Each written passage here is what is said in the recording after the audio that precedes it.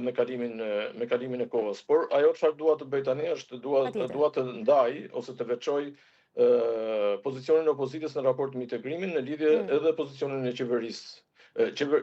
Opozita ka deklaruar se do votoj çdo ligj apo amendime ligjesh të cilët lidhen me procesin e integrimit dhe ne nuk e kemi parë që opozita të dalë kundër kësaj vendimarrje që ka bërë ajo. Ndërkohë po sot Partia Demokratike dhe opozita në përgjithësi besoj ka bërë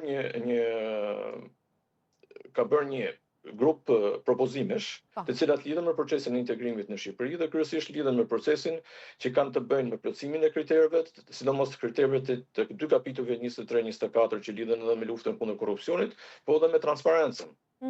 Dhe mendoj se ky është një kontribut që opozita bën në mënyrë faktike tek procesi i integrimit. Në një farë mënyrë është një qasje e opozitës për të përfshirë në proces, apo për të dukur se është dukur përfshirë në proces, edhe pavarësisht faktit se qeveria në fakt e ka izoluar opozitën nga procesi i integrimit. Në momentin kur qeveria nuk diskuton në lidhje me ligjet që do të miratohen. Bile para pak ditësh ne kishim një truez të shoqërisë civile, e cila lidhej me mungesën e madhe të konsultimeve të ligjeve të cilat kalojnë në parlament si pjesë e procesit të integrimit, ose si pjesë e procesit të parafrimit të ligjeve shqiptare me ligjet e Bashkimit Evropian.